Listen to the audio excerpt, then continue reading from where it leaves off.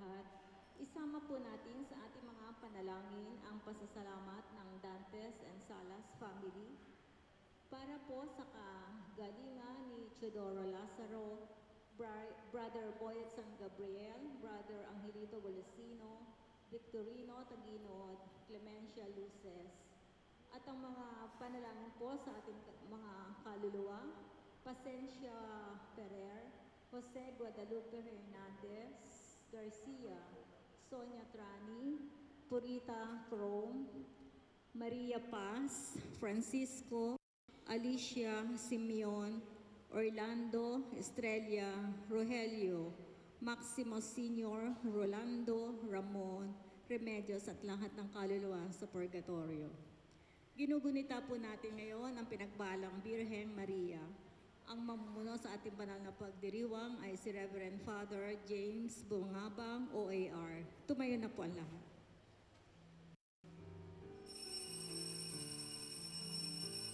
Purihin ang Panginoon, umawit ng kagalakan, at tugtugin ang gitara at ang kaaya-ayang ira. Ipanin niyo ang trumpeta sa ating pagkabagabag, sa Diyos tayo umawag, sa ating mga kaaway, tayo ay Kanyang ililigtas. Purihin ang Panginoon, umawit ng kagalakan, at tugtugin ang gitara at ang kaaya-ayang tira. Ipanin niyo ang trumpeta.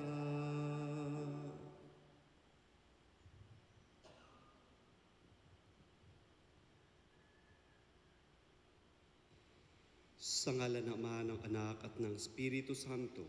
Amen. Ang pagpapala ng ating Panginoon Jesucristo, ang pag-ibig ng Diyos Ama, at ang pakikipagkaisa ng Espiritu Santo naway sumainyong lahat. At sumayo rin. Mga kapatid, aminin natin ang ating mga kasalanan upang tayo maging marapat gumanap sa banal na pagdiriwang. Inaamin ko Sa makapangyarihang Diyos at sa inyong mga kapatid, ang iba akong nagkasala sa isip, sa salita at sa gawa, at sa aking pagkukulang. Kaya isinasamo ko sa mahal na Birhen Maria, sa lahat ng mga anghel at mga banal, at sa inyo mga kapatid, na ako'y ipanalangin sa Panginoong ating Diyos. Kawan tayo ng makapangyarihan Diyos, patawarin tayo sa ating mga kasalanan, at patnubayan tayo sa buhay na walang hanggan. Amen. Panginoon, kaawaan mo kami. Panginoon, kaawaan mo kami. Aawit kaming lagi ng papuri sa ngalan mong kataas-taasan, at awa mo'y ihayag sa pagbubukang liwayway.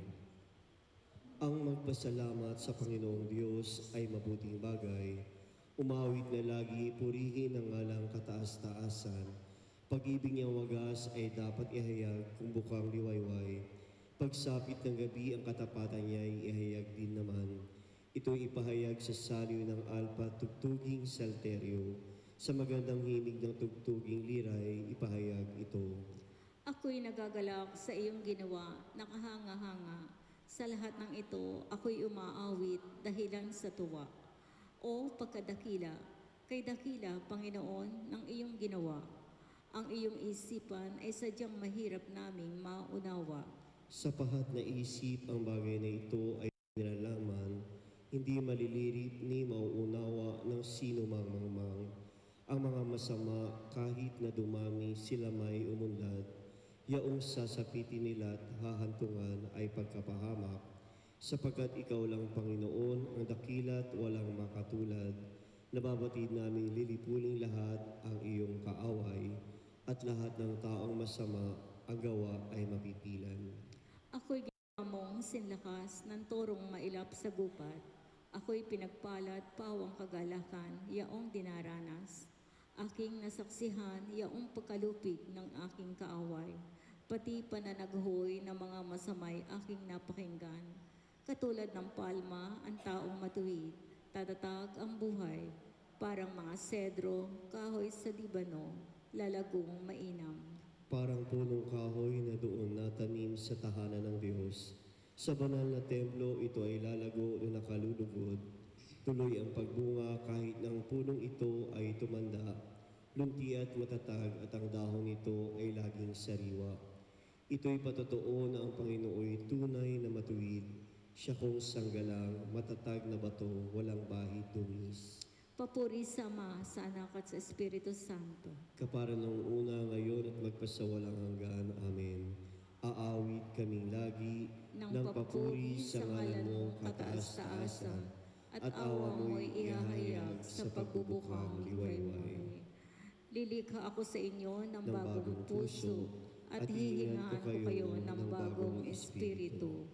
Titipunin ko kayo mula sa iba't ibang bansa upang ibalik sa inyong bayan. Wiwiskan ko kayo ng tubig na dalisay upang kayo'y luminis. Aalisin ko rin ang nagimansya ninyo dahil sa inyong mga Diyos-Diyosan. Bibigyan ko kayo ng bagong puso at bagong espiritu. Ang masway ninyong puso ay gagawin kong masunurin. Bibigyan ko kayo ng aking espiritu upang makalakad kayo ayon sa aking mga tuntunin at masunod ninyong mabuti ang aking mga utos. Ititira ko kayo sa lupaing ibinigay ko sa inyong mga ninuno. Kayo ay magiging bayan ko at ako ang inyong Diyos. Papuri sa Ama at sa Anak at sa Espiritu Santo. Kapara ng una, ngayon at magpasawalang hanggan. Amen. Lilikha ako sa inyo ng bagong puso at hihingan ko kayo ng bagong espiritu. Pupurihin kang lagi ng mga sanggol at bata. Ikaw, O Panginoon, Panginoon namin, laganap sa lupa ang iyong ningning at hanggang sa langit laging pupurihin. Aawit ang lagi niyang mga bata na wala pang malay at sariling diwa. Matibay na muog, ikaw ay naghanda laban sa kaaway, kalabang masama. Ang likha mong langit kung aking pagmasdan, pati mga tala, bituin at buwan. Ano nga ang tao upang iyong alalahanin? Ay ano nga siya na sukat mo kalingain? Nilikha mo siya na halos kapantay ng iyong luningning at kadakilaan. Pinamahala mo sa buong daigdig, sa lahat ng bagay, malaki't maliit. Mga baka tupa, hayop na mabangis, at lahat ng ibong nasa himpapawid, at maging sa isda sa lalim ng tubig. Sa buong daigdig, ikaw, Panginoon namin, ang banal mong ngalan ay dadakilain. Papuri sa Ama at sa Anak at sa Espiritu Santo. Kapara nung una, ngayon at magpasawalang hanggan. Amen. Pupurihin kang lagi ng mga sanggol at bata. Magsidayo.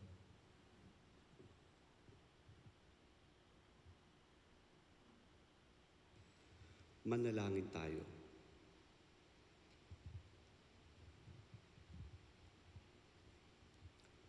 Ama namin makapangyarihan, patawarin mo ang aming mga utang sapagkat kami hindi makakabayad ng lubusan. Kaya't makaligtas nawa kaming tanan, pakundangan sa pagdalangin ng mahal na Birhen, Ina ng Diyos, para sa aming kabutihan. Sa pamamagitan ni Jesucristo, kasama ng Espiritu Santo, magpa sa walang hanggan. Amen.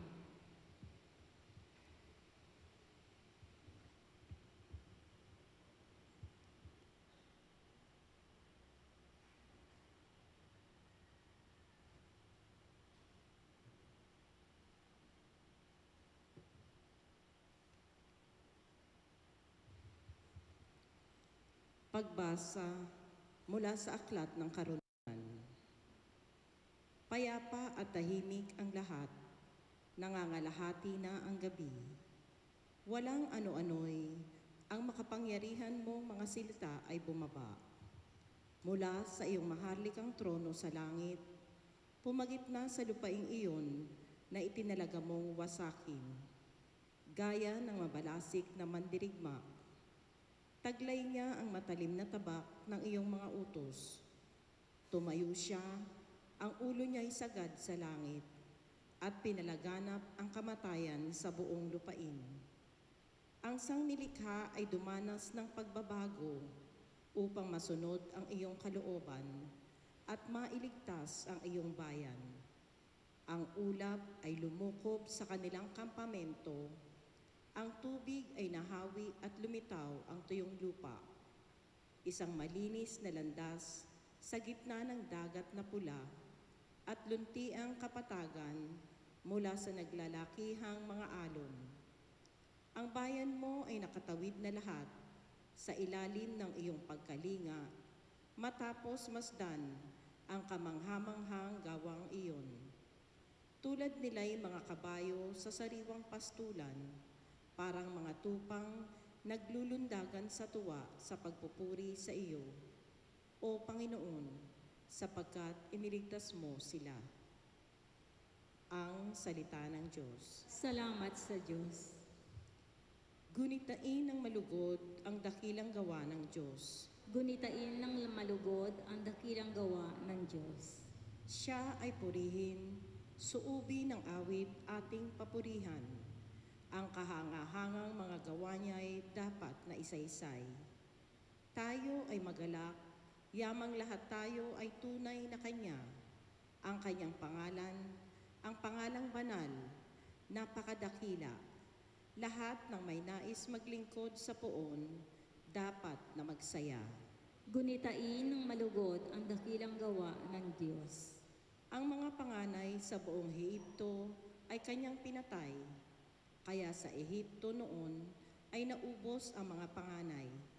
Pagkatapos nito, ang bayang Israel Kanyang inilabas. Malulusob sila't lumabas na dalay mga ginto't pilak. Gunitain ng malugod ang dakilang gawa ng Diyos. Nagunita ng Diyos ang Kanyang ginawang mahalagang tipan, ang pangako niya sa tapat na lingkod niyang si Abraham. Kaya't ang bayan niya ay Kanyang inilabas na lugod ng Kanyang ialis, umaawit sila ng buong alindog. Gunitain ng malugod ang dakilang gawa ng Diyos.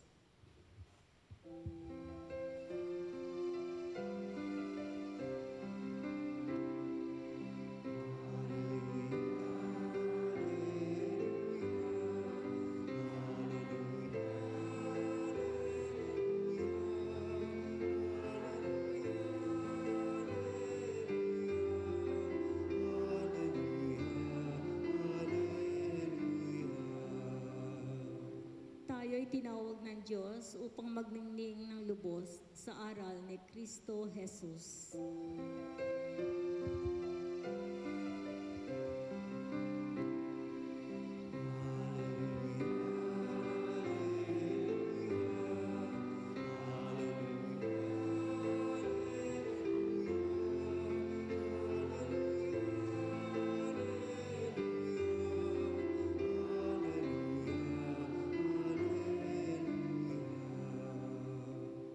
Sumainyo ang Panginoon. At sumayo rin. Ang mabuting balita ng Panginoon ayon kay San Lucas. Papuri sa iyo, Panginoon. Noong panahong iyon, isinaysay ni Jesus sa kanyang mga alagad ang isang talinhaga upang ituro sa kanila na dapat silang manalangin lagi at huwag manghina. Huwag manghinawa. Sa isang lungsod, wika niya, may isang hukom na hindi natatakot sa Diyos at walang taong iginagalang. Sa lungsod ding iyon ay may isang babaeng balo na papunta ng punta sa hukom at humihingi ng katarungan. Tinanggihan siya ng hukom sa loob ng ilang panahon. Ngunit nang malaunan ay nasabi nito sa sarili, "Bagamat hindi ako natatakot sa Diyos, ni gumagalang kanino man, igagawad ko na ang katarungang hinihingi ng babaeng ito, sapagkat lagi niya akong ginagambala. Baka pa ako mainis sa kapaparito niya. At sinabi ng Panginoon, narinig ninyo ang sinabi ng masamang hukom. Hindi ipagkakait ng Diyos ang katarungan sa kanyang mga hinirang na dumaraing sa kanya araw-araw gabi. Bagamat tila nagtagal iyon, sinabi ko sa inyo, agad niyang igagawad sa kanila ang katarungan. Ngunit pagdating ng anak ng tao sa daigdig na ito, may makikita kaya siyang mga taong nananalig sa kanya. Ang mabuting balita ng Panginoon. Pinupuri ka namin, Panginoong Hesukristo. Magandang umaga po sa inyong lahat. Pagkatapos po ng ating pagdiriwang ng kapistahan ng Birhen Nuestra Señora de la Salud, ngayon po ay pinagdiriwang din po natin ang ating devotion sa ating mahal na ina, Our Lady of Saturday. Ito po ay nagpapakilala at nagpapahiwatig sa atin kung gaano kaimportansya ang role ng isang ina sa ating buhay bilang mga Kristiyano. Siya ay tinagurian na nagbibigay inspirasyon para maging isang tunay na tagasunod ng ating Panginoong Hesukristo. Ang halimbawa ng isang ina ay makatotohanan bilang pagpapakita ng tunay na pagpapahayag ng pananampalataya. At sa ating ebanghelyo ngayon at sa ating pagbasa, nakita natin ang isang talinhaga tungkol sa isang babae na patuloy na lumalapit sa isang hukom upang hilingin ang katarungan mula sa isang kasalanan. Sa simula, narinig po natin na hindi ito pinakinggan ng hukom, subalit o kalaunan dahil sa kanyang pagtsatsaga, ang pagtsatsaga ng babaeng lapit ng lapit para humiling ng katarungan na bago po ang isip o kaya ang damdamin ng hukom. Narinig po natin na sabi ng hukom na ayaw niyang pabalik-balik ang babae sa kanya dahil baka ito ay mainis. At sa nakita niya na pagpupursige ng babae, marahil dito siya nahabag at ibinigay ang katarungang kailangan ng babae.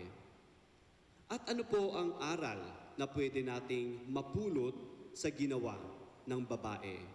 Una po, mahalaga na manatiling matatag sa ating pananampalataya. Ang katatagan ng babae na ang kanyang pagtitiwala na makuha niya ang kanyang hinahangad sa buhay ang naging inspirasyon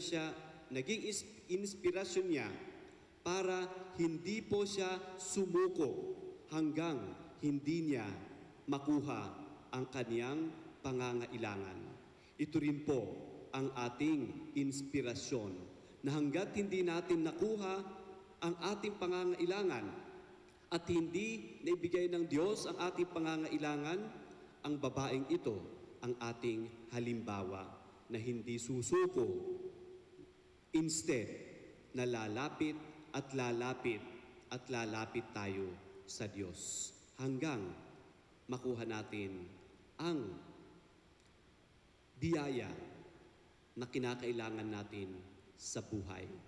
Alam ng Diyos kung kailan niya ibigay ang mga ito, ngunit ang Diyos mismo rin ang nagsabi na ngunit matagal na nakuha ng babae ang kanyang pangangailangan, hindi pa rin siya nabigo.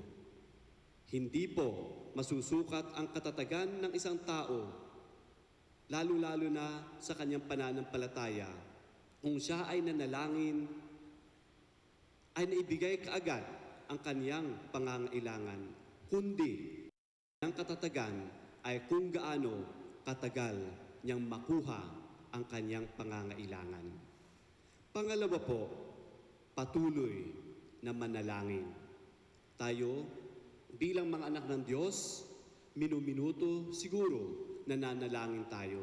Araw-araw tayo ay nananalangin dahil alam po natin na ang panalangin natin ay nagdudulot ng maayos na koneksyon sa ating Panginoong Hesus, sa ating Panginoong Diyos. Kaya kung gusto natin na maayos at maging rooted ang ating relasyon sa ating Panginoong Hesus, para anumang dumating na mga pagsubok sa buhay natin ay hindi po tayo mabubuwag ng mga pagsubok, kinakailangan natin na maging rooted sa ating relasyon sa Diyos. Maging rooted ang ating buhay sa Panginoong Diyos. Katulad ng isang bahay na ang kanyang pundasyon ay napakaayos para kahit anong unos na darating, nakatayo pa rin ang bahay.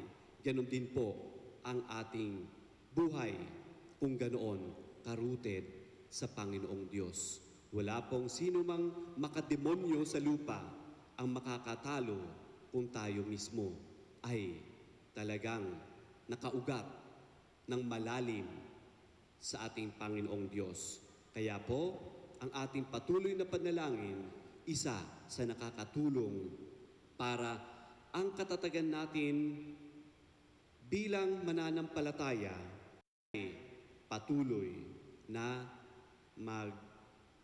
magiging isang pundasyon din ng ating pananampalataya. At ang pangatlo po, magtiwala tayo sa Diyos. Ang babae, sigurado sa kanyang pagtitiwala sa Diyos na makuha niya ang kanyang pangangailangan, hindi siya nabigo. Ang kanyang pangangailangan, mga kapatid, ay talagang kailangan ng kanyang buhay. Hindi lamang ito kapritsyo, ngunit ito ay ang katarungan na kanyang inaasam-asam sa buhay. Tanungin natin sa ating mga sarili, ano ba katarungan na ating inaasam-asam sa buhay natin? Alam ko po na marami kayong sagot, pero isa sa pinaka-importanting katarungan na ating gustong marating at makuha ay ang buhay na walang hanggan sa langit. Ito ay ating pagtrabahuan para makuha natin at makarating tayo sa tahanan ng Diyos kung saan dito natin matatamasa ang katarungang at ang buhay na walang hanggan. Mga kapatid, ang kahalagahan ng patuloy na panalangin at pagtiwala ay nagpapakita ng ating dedikasyon at ugnayan sa Diyos. At sa pamamagitan nito, maari nating makamit ang ating mga hinihiling sa Kanya. Ipagpatuloy po natin na magtiwala at sana ang katatagan ng ating pananampalataya ay patuloy at sana tayo pa rin ay patuloy na manalangin kahit ang bigay ng Diyos ay nahuhuli o kaya nalilate, pero ang patuloy nating panalangin ang magbibigay sa atin ng biyaya na ating hinihiling at sa wakas magtiwala pa rin sa Diyos.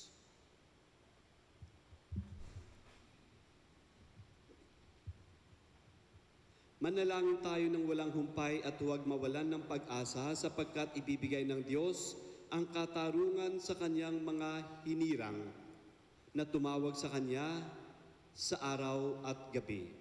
Pinalakas ang ating loob ng katarungang ito ng ating Panginoon, lumapit tayo sa Ama, dala ang ating mga kahilingan. Bawat panalangin ang ating itutugon, Ama, pakinggan mo ang aming mga panalangin. Ama, pakinggan mo ang aming mga panalangin.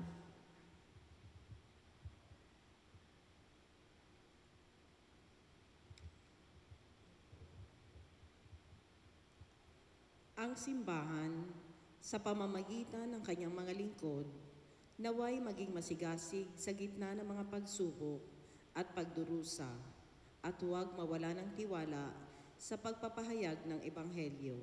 Manalangin tayo sa Panginoon. Ama, pakinggan mo ang aming mga panalangin. Ang mga pinanghihinaan ng loob at natutuksong sumuko na sa pagsusumikap na mamuhay ng mabuti, naway makatagpo ng bagong lakas sa pananampalataya sa Diyos.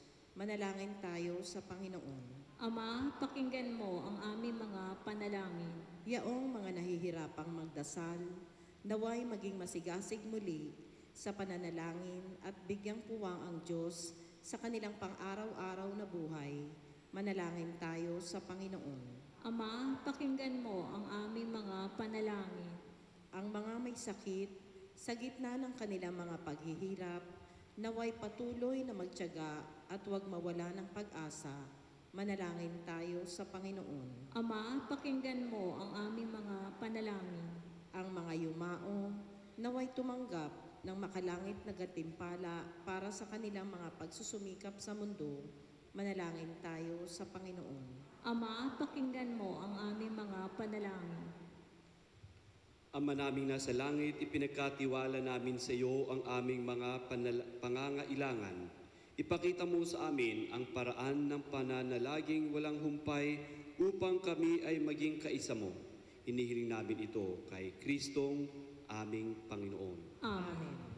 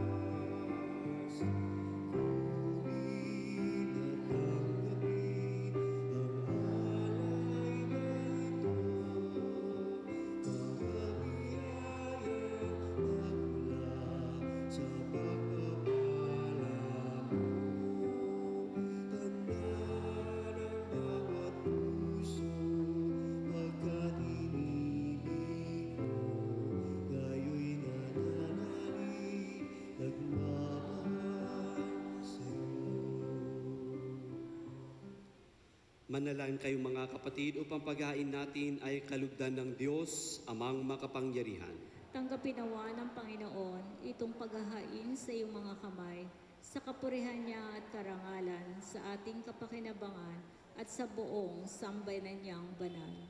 Ama namin lumikha ang iyong nagkatawang taong anak ay tumutulong nawa sa aming ginagawa upang siya ay iniluwal ni Maria nang di bumawas kundi lalo pang nagpapaganap sa pagka-birhen, ay nagpapagindapat na kalugdan mo ang aming paghahain sa ikapagpapatawad ng mga kasalanan, sapagkat siya ang Panginoong kasama mo at ng Espiritu Santo magpa sa walang hanggan. Amen. Sumainyo ang Panginoon. At sumainyo rin. Itaas sa Diyos ang inyong puso at diwa. Tinaas na namin sa Panginoon. Pasalamatan natin ang Panginoong ating Diyos. Marapat na siya'y pasalamatan. Ama naming makapangyarihan, tunay nga marapat na ikaw ay aming pasalamatan. Bukod mong pinagpalang maging ina ni Hesukristo, ang mahal na Birhen nagpupuri at nagagalak sa iyo. Ikaw ang gumawa ng tanang dakilang bagay. Ikaw ang lumilingap sa lahat kailanman. Nilingap mo ang mahal na Birhen bilang iyong abang alipin na iyong binigyan ng tungkuling kumakalinga sa anak mong manunubos namin. Kaya kaisa ng mga anghel na nagsisiawit ng papuri sa iyo nang walang humpay sa kalangitan, kami nagbubunyi sa iyong kadakilaan. Santo, Santo, Santo, Panginoon Diyos na makapangyarihan, napupuno ang langit at lupa ng kadakilaan mo. O sana sa kaitaasan, pinagpala ang naparirito sa ngalan ng Panginoon. Sana sa kaitaasan. Ama naming banal, ikaw ang bukal ng tanang kabanalan, kahit sa pamamagitan ng iyong Espiritu, gawin mong banal ang kaloob na ito upang para sa aming maging katawan at dugo ng aming Panginoong Hesukristo. Bago niya pinagtiis ang kusang loob na maging handog, hinawakan niya ang tinapay, pinasalamatan kanya, pinaghati-hati niya yon, inyabot sa kanyang mga alagad at sinabi, "Tanggapin ninyong lahat ito at kanin, ito ang aking katawan na ihahandog para sa inyo."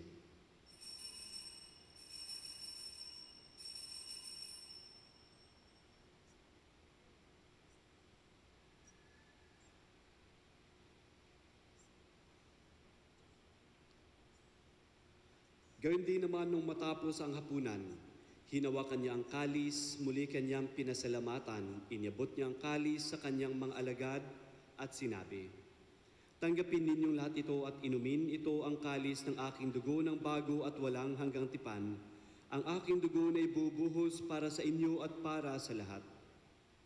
Sa ikapagpapatawad ng mga kasalanan, gawin ninyo ito sa pag-alaala sa akin."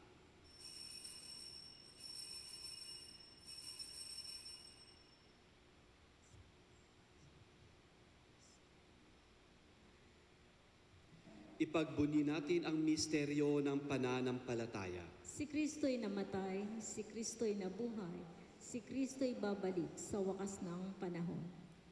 Ama, ginagawa namin ngayon ang pag-alaala sa pagkamatay at muling pagkabuhay ng iyong anak. Kaya tinyalay namin sa iyo ang tinapay na nagbibigay buhay at ang kalis na nagkakaloob ng kaligtasan. Kami nagpapasalamat dahil kami iyong minarapat na tumayo sa harap mo para maglingkod sa iyo. Isinasamo namin kami magsasalo-salo sa katawan at dugo ni Kristo ay mabuklod sa pagkakaisa sa pamamagitan ng Espiritu Santo. Amalingapin mo ang iyong simbahang laganap sa buong daigdig. Puspusin mo kami sa pag-ibig kay San Francisco na aming Papa at ni Jose na aming Obispo at ng Tanang Kaparian. Alalahanin mo rin ang mga kapatid naming nahimlay nang may pag-asang sila'y muling mabubuhay, gayon din ang lahat ng mga pumanaw. Kawaan mo sila at patuloyin sa iyong kaliwanagan. Kawaan mo at pagindapatin kaming lahat na makasalo sa iyong buhay na walang wakas. Kaisa ng mahal na Birhen Maria na ina ng Diyos, si Jose na kanyang sposo, kaisa ng mga apostol at lahat ng mga banal na namuhay dito sa daigdig ng kalugod-lugod sa iyo. May pagdiwang nawa namin ang pagpupuri sa ikararangal mo sa pamamagitan ng iyong anak na aming Panginoong Hesukristo. Sa pamamagitan ni Kristo, kasama niya at sa Kanya, ang lahat ng parangal at papuri ay sa iyo, Diyos amang makapangyarihan, kasama ng Espiritu Santo, magpa sa walang hanggan. Amen.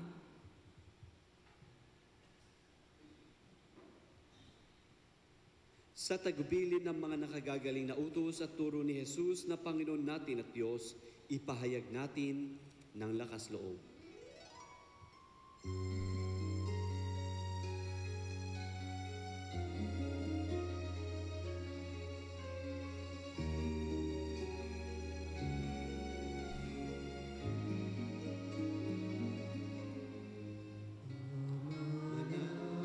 Manangin, sumasalangit ka, sambahin ang ngalan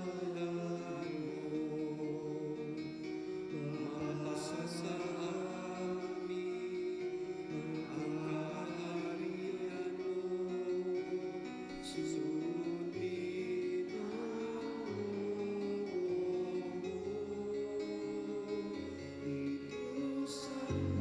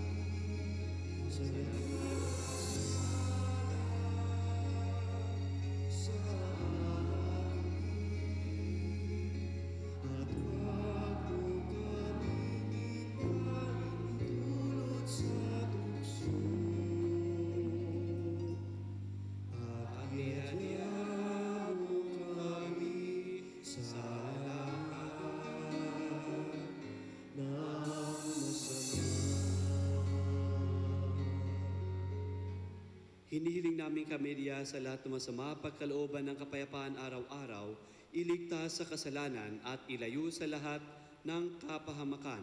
Samantalang aming pinananabikan ang dakilang araw ng pagpapahayag ng tagapagligtas naming si Heso Kristo. Sapagkat iyo ang kaharian, ang kapangyarihan, at ang kapurihan magpakailanman. Amen. Panginoong Heso Kristo, sinabi mo sa iyong mga apostol, kapayapaan ang iniiwan ko sa inyo, ang aking kapayapaan ang ibinibigay ko sa inyo. Tunghayan mo ang aming pananampalataya at huwag ang aming mga pagkakasala. Pagkalooban mo kami ng kapayapaan at pagkakaisa ayon sa iyong kalooban, kasama ng Espiritu Santo, magpa sa walang hanggan. Amen. Ang kapayapaan ng Panginoon ay laging sumainyo. At sumayo rin. Magbigayan tayo ng kapayapaan sa isa't isa. Kordero ng Diyos na nag-aalis ng mga kasalanan ng sanlibutan, maawa ka sa amin. Kordero ng Diyos na nag-aalis ng mga kasalanan ng sanlibutan, maawa ka sa amin. Kordero ng Diyos na nag-aalis ng mga kasalanan ng sanlibutan, ipagkaloob mo sa amin ang kapayapaan.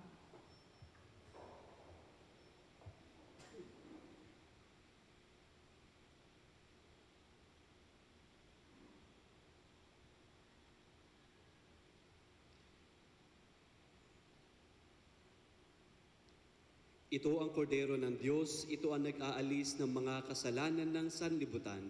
Mapalad ang mga inaanyayahan sa kanyang piging. Panginoon, hindi ako karapat-dapat na magpatuloy sa iyo, ngunit sa isang salita mo lamang ay gagaling na ako.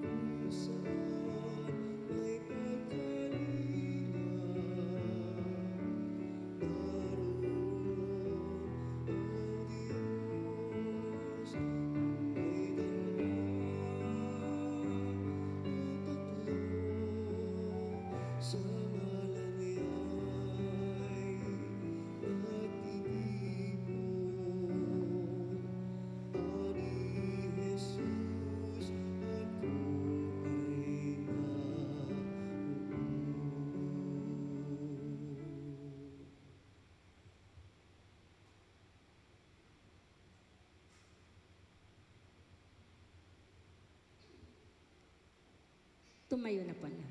Panginoon, patnubayan mo kami sa daan ng kapayapaan.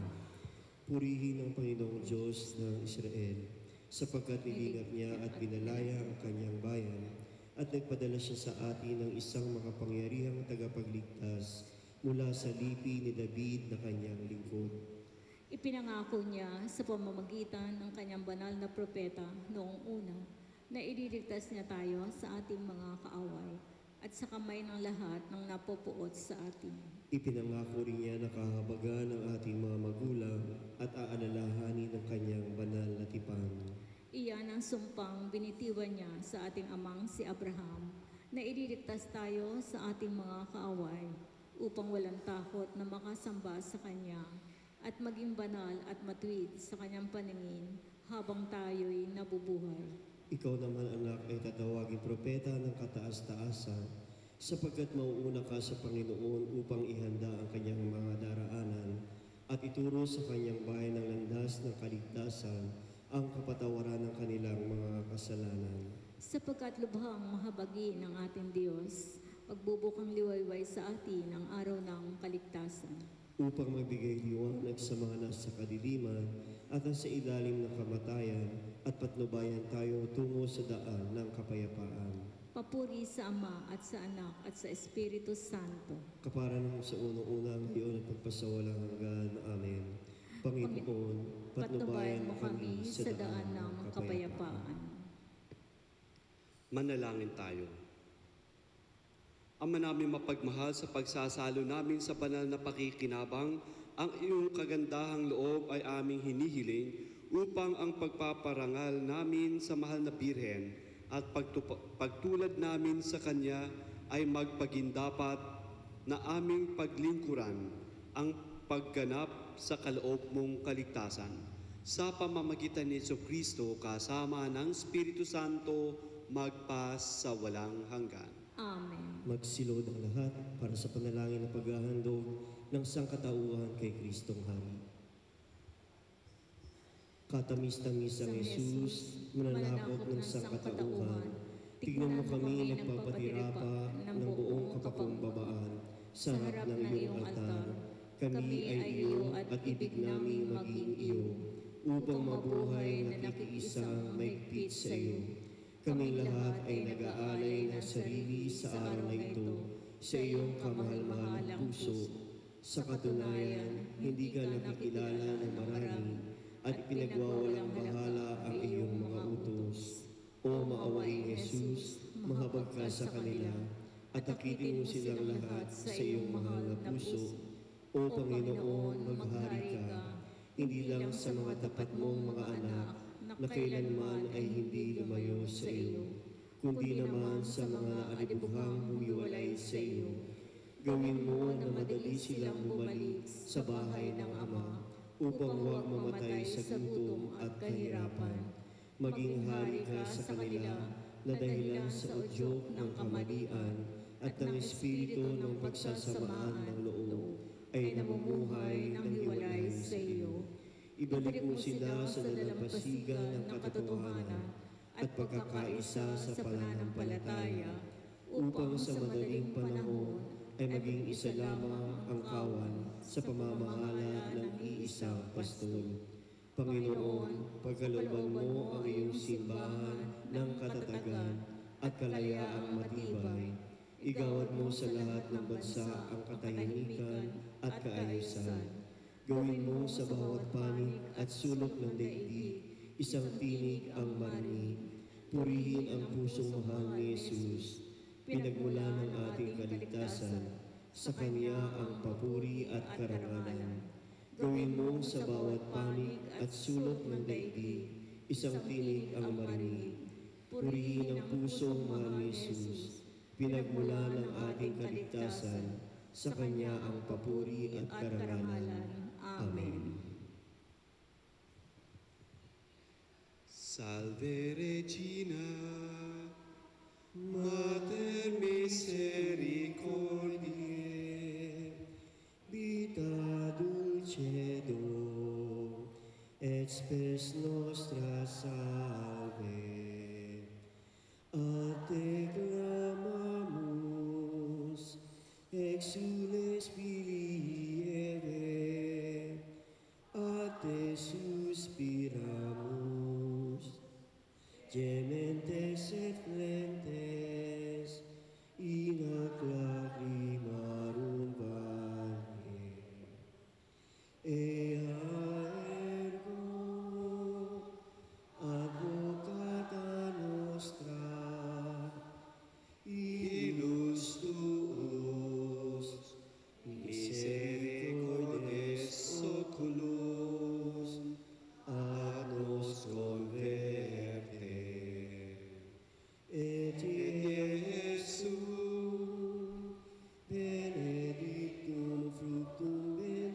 Christui, nobis poso exilium ostende,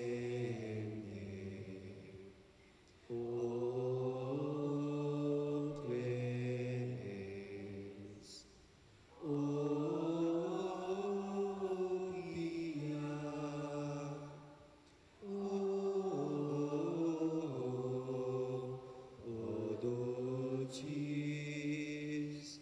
Virgo Maria.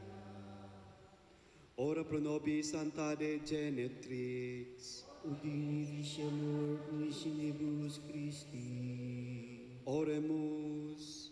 Omnipotens semper Deus, qui gloriosae Virginis Matris Maria corpus et animam, ut inium Filii Tui habita confeci mereretur, Spiritus Sancto coprente preparasti, daut cuius communitione letamur, eius pie intercessiones ab instantibus malis et a morte perpetua liberemur. Deus, qui coda fidelium Sancti Spiritus illustratione ducuisti, da nobis iniendum Spiritus rectas sapere, et Deus consolatione gaudere. Concedi nuebus quesimus omnipotens Deus, Sancti Patris nostri gustoni devota commeratione gaudere, cuius patrocinio salvarito auxiliante confidimus per Christum Dominum nostrum. Amen. Joseph, Fili David, noli tinere, aci per Maria, congiugem tua, code nomine anatum es, de Spiritus Sanctus es, pariet otem Filium, et vocabis nomen eius Iesus. ora pro nobis Beati Iosef, Udini ficiamur missionibus Christi. oremus. Santissime Genetris Tue consequesimus Domine meretus adiuvemur, ut quod possibilitas nostran obtinit eius nobis intercessione donetur. Ecclesiae Tue quesimus Domine presus placatus admite, ut distractibus adversitatibus et terroribus universis securativi serviat libertate. Omnipotens semper Deus salus eterna credentium, exaudi nos pro familis Tuis infirmis, pro quibus misericordiae Tui imploramus auxilium, ut reditas ibi sanitate gratiarum Tibi, in ecclesia Tua referendet actiones, Deus, qui transtuliti